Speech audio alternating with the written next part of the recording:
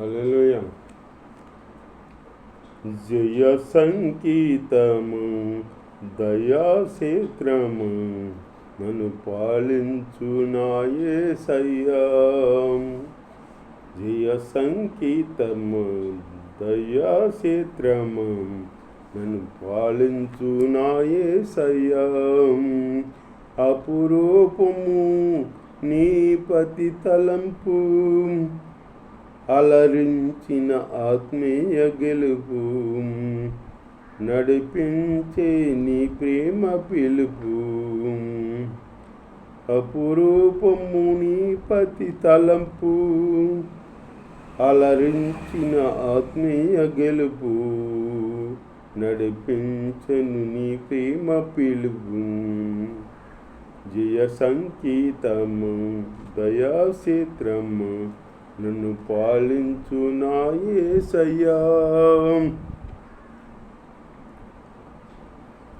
నీ కృప నా ఎడల విస్తారమై ఏనాడు తలవని భాగ్యమిది. నీ కృప నా ఎడల విస్తారమై ఏనాడు తలవని భాగ్యమిది. నీ కృప నాకు తోడుగా నీ సన్నిధియే నాకు నీడాయను. నీ కృప నాకు తోడుగా నీ సన్నిధియే నాకు నీడాయను. ఘనమైన కార్యములు నీవు చేయగా కొదువేమీ లేదాయే నాకెన్నడు. ఘనమైన కార్యాలు నీవు చేయగా కొదువేమీ లేదాయే నాకెన్నడు.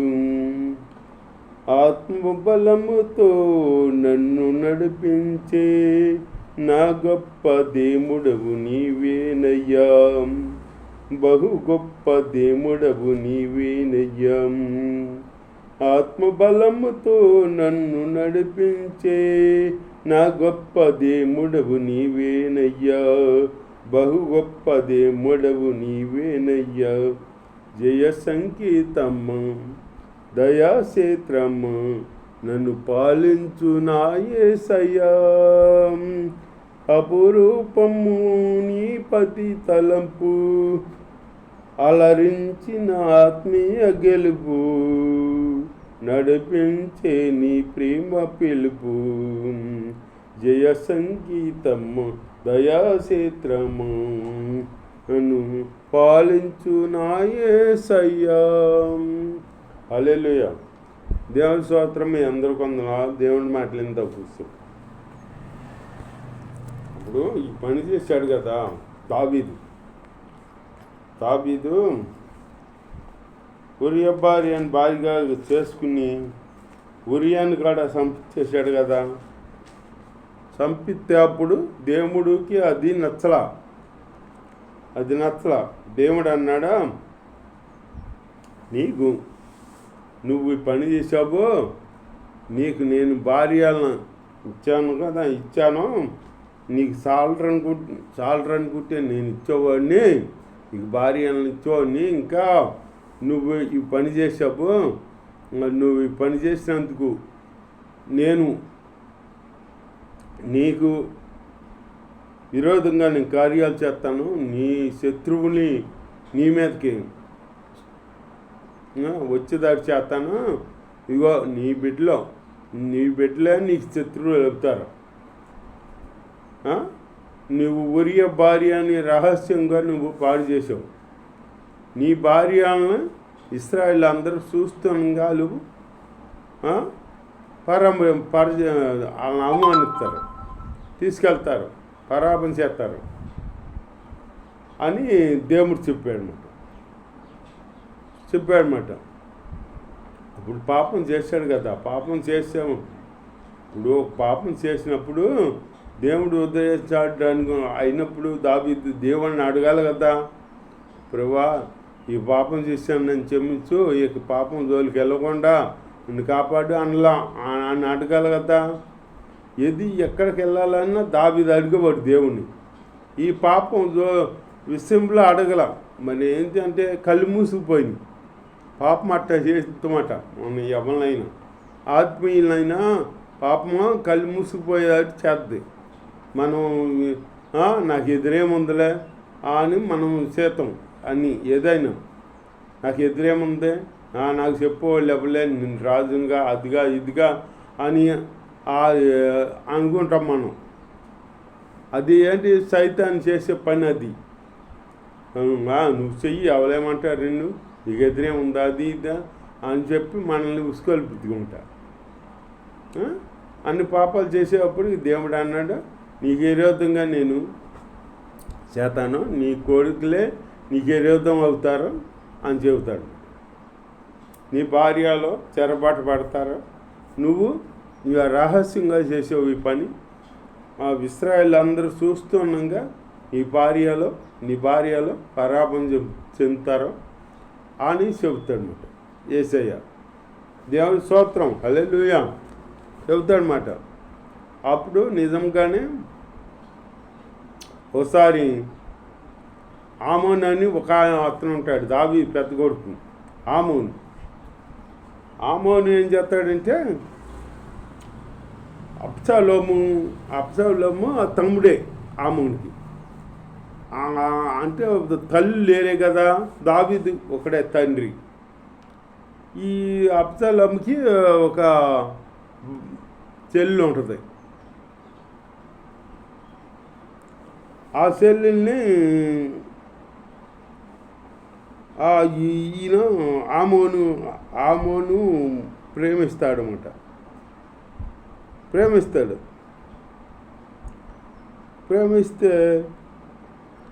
ప్రేమించినోడు ఇప్పుడు రాజుని అడగొచ్చు కదా, అడగరు. రాజుని అడగకుండా ఆవిడ్ని ప్రేమించి స్నేహితుడు సలహా అడుగుతాడు. స్నేహితుడు ఒకడు ఉంటాడు, ఆ స్నేహితుడు అడుగుతాడు అన్నమాట, ఏంటి నువ్వు రోజుకి క్షీణించిపోతున్నావు ఏంటి, తగ్గిపోతున్నావు ఏంటి నీ బాధ ఏంటి చెప్పు, నాకు నేను చెప్తానంటే అప్పుడు చెప్పాడు, నా తమ్ముడైన అబ్షాలోము ఉన్నాడు కదా, ఆయనకు ఒక సెల్ ఉంది కదా, ఆ సెల్ తామారు ఆవిడని ప్రేమిస్తున్నాను నేను, ఆవిడ నిమిత్తమే నేను ఇట్లా తగ్గిపోతున్నాను అని చెప్తే, అప్పుడు ఆ స్నేహితుడు ఏం చేశాడు, స్నేహితులు చేస్తారు పాపంలో పడిపోతాయి. కారణం వాళ్ళే. ఒక్కొక్క స్నేహితులు ఉంటారు. ఒక్కొక్క స్నేహితులు ఉంటే మంచిగా నువ్వు మంచిగా నడుచుకునే నడక చెబుతారు. ఒక్కొక్క స్నేహితులు ఉంటే నువ్వు పాపంలో పడిపోయే చెబుతారు అన్నమాట.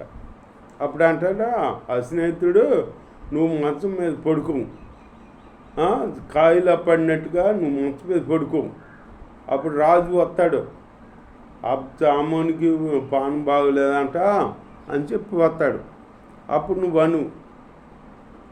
నేను ఇట్లాగా నాకు కోరిక ఉంది, అది నాకు తీరితే నేను దాని మాలని అయిపోయాను అని చెప్తే, నా అబ్షాలోము సెల్లో ఉంది కదా తామారు, ఆవిడ చేతి వంటకం, ఆవిడ చేతితో వేసిన అప్పడాలు నేను తినాలి, అది నా కోరిక, అందుకే నేను ఇలా అయిపోయాను అని అంటే, అప్పుడు అని చెప్పు, రాజు పంపిస్తాడు, తామారు పంపిస్తాడు. అప్పుడు నీవు ఇష్టం వచ్చినట్టు చెయ్యి అని చెబుతాడు. స్నేహితుడు సలహా. దేవుని స్తోత్రం. అలాంటి స్నేహితులు ఉంటారు, స్నేహితుల్లో ఉంటారు రకరకాలు. ఒక్కొక్కరు నమ్మాలి, ఒక్కొక్కరేమో నువ్వు పాపంలో పడకుండా ఉండే మాటలు చెబుతారు. ఒక్కొక్కరు ఉంటే నీవు పాపంలో పడే మాటలు చెబుతారన్నమాట. స్నేహితులు రెండు రకాలు ఉన్నారన్నమాట. దేవుని స్తోత్రం, హల్లెలూయా. అప్పుడు మంచంలో పడుకుంటే రాజు గాయలో పడ్డాడని ఆమోను సోతకు వస్తాడనమాట. ఆమోను సోతకు వస్తే ఆమోను ఏంటి నీకు దిగులు ఏంటి అంటే అప్పుడు చెబుతాడు, ఆ సెల్లుల్లో అయిన తామారు ఉంది కదా, ఆవిడ వచ్చి వంటకం చేసి అప్పడాలు చేసి అప్పములు చేసి నాకు పెడితే ఆవిడ చేతితో నాకు పెడితే నాకు తృప్తిగా ఉంటుంది అంటే అప్పుడు అప్పుడు అప్పుడు తామారికి చెబుతాడు, కబురు చేస్తాడు. నీ అన్న అయినా ఆమోన్ ఉన్నాడు కదా, అతని దగ్గరికి వెళ్ళి వాళ్ళ ఇంటికి వెళ్ళి అప్పడాలు అంటే చేసి పెట్టు అని చెబుతాడు అన్నమాట. అప్పుడు ఆవిడ వచ్చి చేద్ది అప్పములు చేసి పెడతంటే అలా అందరూ ఉన్నప్పుడు తిన్నా అంటాడు. వాళ్ళందరూ కూర్చున్న వాళ్ళు ఉంటారు, మీరందరూ బయటికి వెళ్ళిపోండి అని అందరం బయట పంపించేస్తాడు. బయట పంపించేసి మళ్ళీ పెట్టిన తినడం.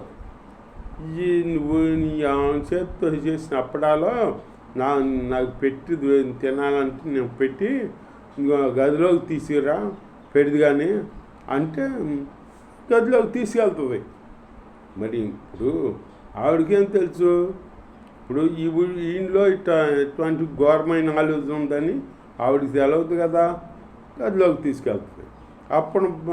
అప్పడాలు పెడుతుంటే అప్పుడు పెడతా ఉండగా చేయి పట్టుకుంటాడు.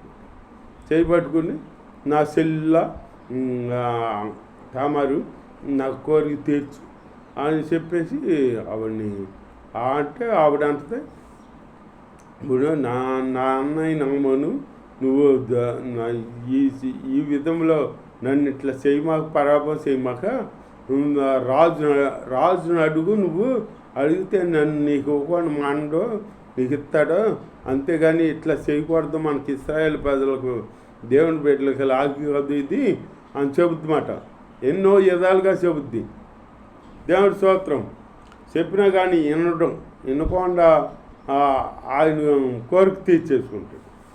కోరిక తీర్చేసుకునేటప్పటికి తీర్చేసుకునేవాడు అట్లా ఉన్నాడా, అంతకెత్తమే ఎంతగా ప్రేమించాడో ఈ కోరిక తీసుకున్నాక అంతగా ద్వేషం చూపిస్తాడు ఆవిడ మీద. మళ్ళీ ద్వేషం చూపించి బయటకు పంపించేస్తాడు, బయటికి వెళ్ళిపోమని పంపించేస్తాడు.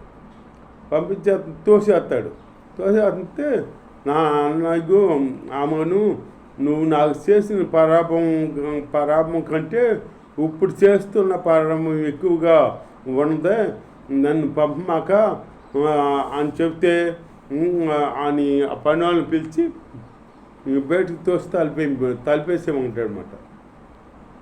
పని వాళ్ళు వచ్చి బయటకు తోసేసి ఆవిడని తలిపేసేస్తారు.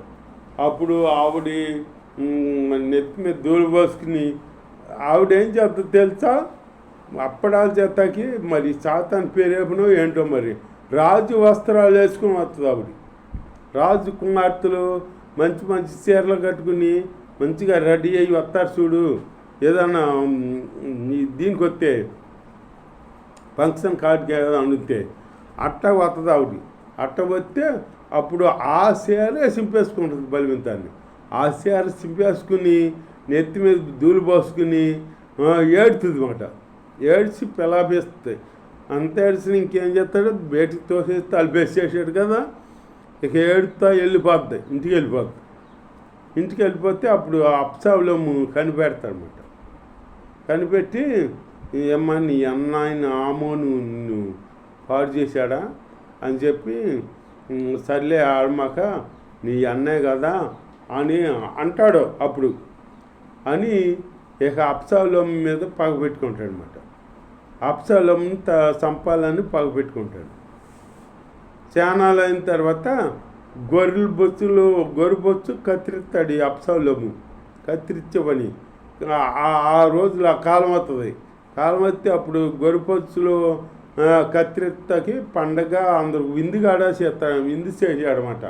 అందరికీ విందు చేసేటప్పటికి ఆ విందుకి రాజుని అంటాడు వెళ్ళి, మీరందరూ రావాలి, నేను విందు చేస్తున్నానంటే మేము తగ్గుతాం, మేము నీకు చాలా అన్యాయం చేసాము, నువ్వు వెళ్ళిపో, మేము రాము అంటే అప్పుడు రాజుని బతిమాలుతాడు. నువ్వు రాపోయినా ఆమోన్ని పంపించు, తమ్ముడైన ఆమోన్ని పంపించు, అన్నయ్యన ఆమోన్ని పంపించు అని అంటాడు అన్నమాట. అంటే అప్పుడు రాజుని బతిమాలుగా అప్పుడు ఒప్పుకుంటాడు అన్నమాట. అప్పుడు ఒప్పుకుంటే ఈ అబ్షాలోము అతని మీద పగ తీర్చుకుంటాడు, అతను చంపించేస్తాడు అనమాట. దేవుడి యొక్క దీవించుగా.